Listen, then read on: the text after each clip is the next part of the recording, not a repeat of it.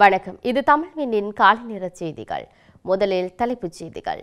அதிகாரத்தை விட்டுக் கொடுக்க போவதில்லை, லக்ஷ்மன் நிபுணராட்சி. ஆஸ்திரேலிய பாதுகாப்பு அமைச்சர் இலங்கை வருகிறார். கொழும்பில் விபத்துக்குள்ளான அரசு பேருந்து. வரலாற்று சிறப்புமிக்க வற்றாப்பிள்ளை கண்ணகி அம்மனுக்கு தீர்த்தம் எடுக்கும் நிகழ்வு.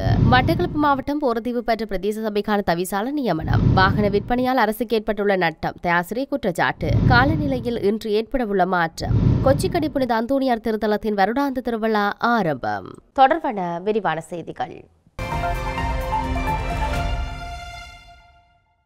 அதிகாரத்தை விட்டுக் கொடுக்கப் போவதில்லை என தேசிய மக்கள் சக்தியின் நாடாளுமன்ற உறுப்பினர் லக்ஷ்மன் நிபுணராட்சி தெரிவித்துள்ளார். நாட்டினதும் உள்ளூராட்சி மன்றங்களினதும் ஆட்சி அதிகாரங்களை மிகுந்த அர்ப்பணிப்புகளை செய்து பெற்றுக் கொண்டதாக தெரிவித்துள்ளார். இவ்வாறு பெற்றுக் கொள்ளப்பட்ட அதிகாரத்தை இலகுவில் விட்டுக் கொடுக்கப் போவதில்லை என அவர் தெரிவித்துள்ளார். ஹெஸ்பெவ நகர சபையின் நகரபிதா பதவி பிரமாணம் செய்யும் நிகழ்வில் பங்கேற்ற போது அவர் இதனை தெரிவித்துள்ளார். தற்பொழுது ஹெஸ்பெவ நகர சபையின் அதிகாரப்பூர்வ ஆட்சியை பொறுப்பேற்றுக் கொண்டதாகவும் ஜனாதிபதி நியமிக்கப்பட்டது முதல் அதிகாரப்பூர்வமற்ற வகையில் பணிகளை முன்னெடுத்து வருவதாக தெரிவித்துள்ளார். நாட்டு மக்களின் நலனை கருத்தில் கொண்டே நாட்டினதும் உள்ளூராட்சி மன்றங்களினதும் ஆட்சி அதிகாரத்தை அர்ப்பணிப்புடன் பெற்றுக் கொண்டதாக லக்ஷ்மன் தெரிவித்துள்ளார். ஆஸ்திரேலிய துணை பிரதமரும் பாதுகாப்பு அமைச்சருமான ரிசார்ட் மார்சல் இன்று இலங்கைக்கு அதிகாரப்பூர்வ விஜயத்தை மேற்கொள்கிறார். இருதரப்பு ஒத்துழைப்பை மேம்படுத்துவதை நோக்கமாக கொண்டதாக இந்த விஜயம் அமைக்கிறது.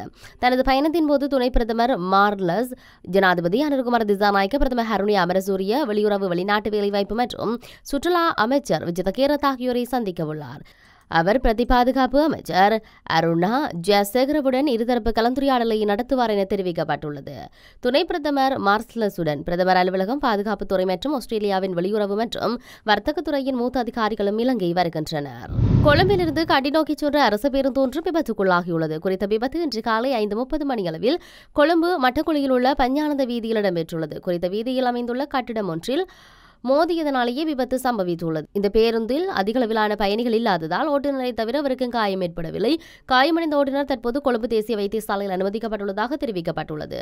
முல்லைத்தீவு மாவட்டத்தின் வரலாற்று சிறப்புமிக்க வற்றாப்பிள்ளை கண்ணகி அம்மன் ஆலய வருடாந்த வைகாசி பொங்கல் விழா மிகவும் சிறப்பாக நடைபெறவுள்ளது.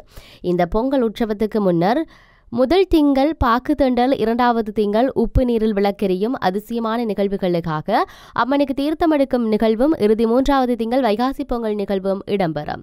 இந்த சடங்கு முறையில் 2வது திங்கள் கிழமையான நேற்றைய நாளில் தீர்த்தமெடுக்கும் நிகழ்வு சிறப்பாக இடம்பெற்றது. காட்டு விநாயகர் ஆலயத்தில் நேற்று மாலை இடம்பெற்ற விசேட பூஜை வழிபாடுகளை தொடர்ந்து தீர்த்த குடம் பாரம்பரிய வழிகளூடாக முல்லைத்தீவு தீர்த்தக்கரைக்கு எடுத்துச் செல்லப்படும். தொடர்ந்து முல்லைத்தீவு பெருங்கடலில் தீர்த்தம் எடுக்கப்பட்டு மீண்டும் பாரம்பரிய வழிகளூடாக காட்டு விநாயகர் ஆலயத்தை சென்றடைந்து அங்கு உப்பு நீர் விளக்கெரியும் அற்புதமும் இடம்பெறும்.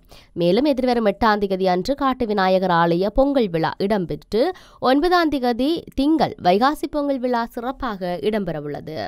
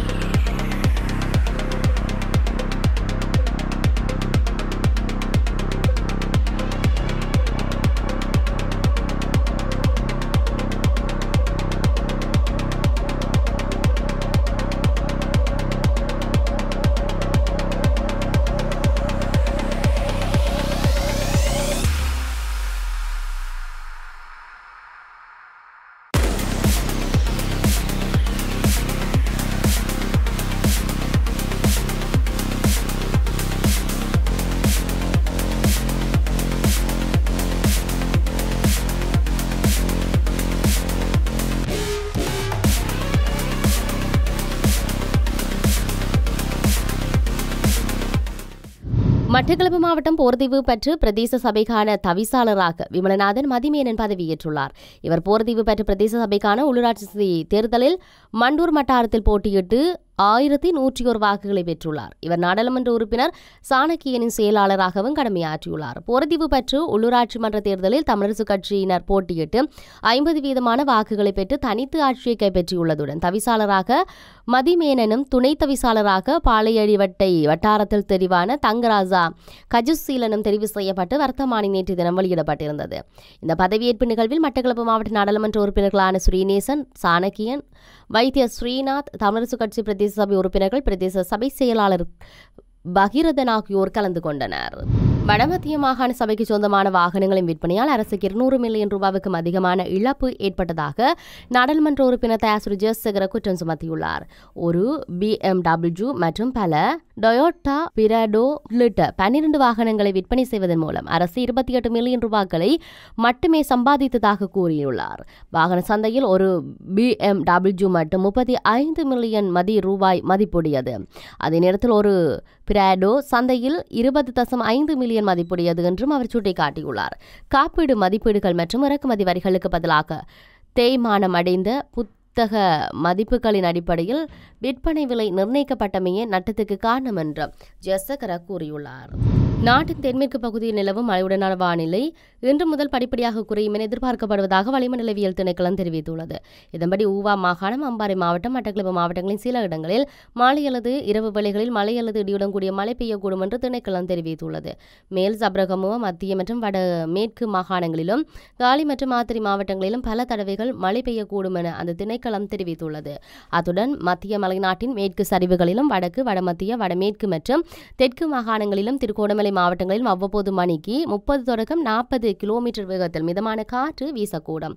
இடியுடன் கூடிய மழையுடன் தற்காலிக பலத்த காற்று வீசக்கூடுவதுடன் மின்னல் தாக்கங்களினால் ஏற்படும் அபாயங்களை குறைப்பதற்கு தேவையான நடவடிக்கைகளை எடுக்குமாறு வளிமண்டலவியல் திணைக்களம் பொதுமக்களை அறிவுறுத்தியுள்ளது. கொழும்பு கொச்சிக்கடை புனித அந்தோனியார் தேவாலயத்தின் வருடாந்த திருவிழா கொடியேற்றம் இன்று சிறப்பாக ஆரம்பிக்கப்பட்டுள்ளது. இந்த திருவிழா தொடர்ந்து 9 நாட்கள் நவநாள் விசேட திருப்பலிகள் ஒப்புக் கொடுக்கப்பட உள்ளது.